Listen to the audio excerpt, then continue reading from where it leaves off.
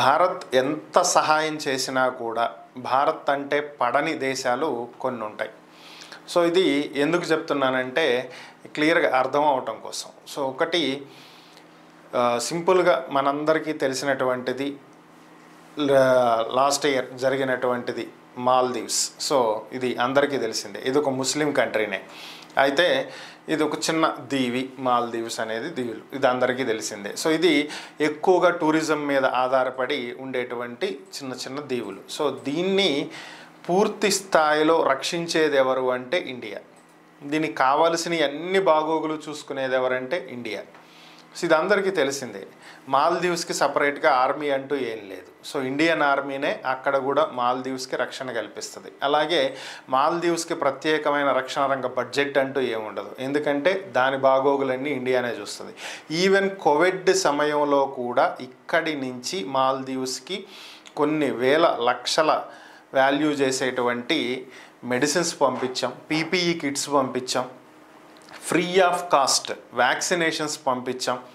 ఎన్ని లక్షల డోసులు పంపించాము అనేది లెక్కల్లో కూడా మనం ఊహకు కూడా అందదు. సో అంత సహాయం చేసినా కూడా ఇది చివరికి చేసింది ఏంటి అంటే మాకు భారత్ అవసరం లేదు, భారత్తో మాకు పని లేదు, ఇండియన్ ఆర్మీ అంతా వెళ్ళిపోవచ్చు, ఇండియా అవుట్ అని చెప్పి ఒక కొత్త నినాదాన్ని తీసుకొచ్చి చివరికి చైనాతో చేతులు కలిపింది. సో ఇది ఒక్కటే కాదు, ఇలాంటి కంట్రీస్ బోల్డ్ ఉంటాయి.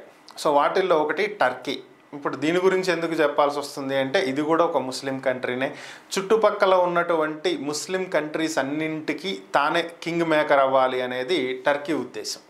సో అలాగే బిహేవ్ చేస్తుంది కూడా. దాని చుట్టుపక్కల ఉన్నటువంటి ఇటు పాకిస్తాన్ కావచ్చు, ఆఫ్ఘనిస్తాన్ కావచ్చు, ఇండోనేషియా కావచ్చు, మలేషియా కావచ్చు, ఇలాంటి దేశాలన్నింటినీ కూడగట్టుకుని ఒక కింగ్ మేకర్ అవ్వాలని చూస్తుంటుంది. కానీ యూఏఈ, సౌదీ అరేబియా ఇలాంటివి దీని అసలు దేకను కూడా దేకవు. ఆల్రెడీ లాస్ట్ ఇయర్ భూకంపం వచ్చి అతలాకుతలం అయిపోయిన టర్కీని ఆదుకుంటానికి ఇండియన్ ఆర్మీ వెళ్ళింది. ఎన్నో రకాల మెడిసిన్స్ కానీ అక్కడ వాళ్ళకి కావలసినటువంటివి కానీ అన్నీ కొన్ని లక్షల కోట్ల విలువ చేసేటువంటి ఎక్విప్మెంట్ తీసుకువెళ్ళి అక్కడ రెస్క్యూ ఆపరేషన్స్ చేసి చాలామందిని ప్రాణాలతో కాపాడి బయటికి తీసుకొచ్చి శిథిలాల నుంచి అంతా చేసి వస్తే నెక్స్ట్ డే వీళ్ళు ఐక్యరాజ్య సమితికి వెళ్ళి మాట్లాడింది ఏంటంటే కాశ్మీర్ అనేది పాకిస్తాన్ భూభాగం, ఇండియాది కాదు, సిగ్గన్నా ఉండాలి కనీసం వీళ్ళకి. సో ఇప్పుడు ఇంకొక వివాదం ఇదేంటి అంటే టర్కీలో ఉండేటువంటి ఇస్తాన్బుల్లో జరిగినటువంటి ఘటన ఇది. ఒక వ్యక్తి షాపింగ్ చేస్తూ వీడియో తీసుకుంటూ వెళ్తూ ఉన్నటువంటి సందర్భంలో ఒక షాప్ దగ్గర కనిపించినటువంటి బోర్డు ఏంటి అంటే India, Bangladesh, Pakistan brothers don't ask discount here. So India, Bangladesh, Pakistan ఈ దేశాలకు చెందినటువంటి వాళ్ళు ఇక్కడ డిస్కౌంట్ అడగకండి.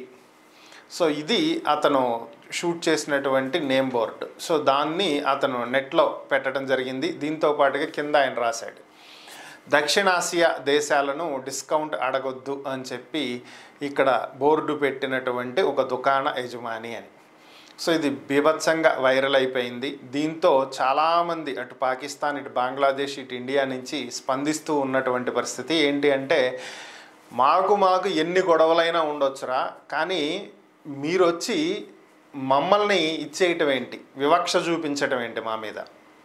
సో దక్షిణాసియా దేశాలంటే మీకు అంత చులకనగా ఉందా అని చెప్పి అందరూ కూడా కామెంట్లు పెడుతున్నటువంటి పరిస్థితి.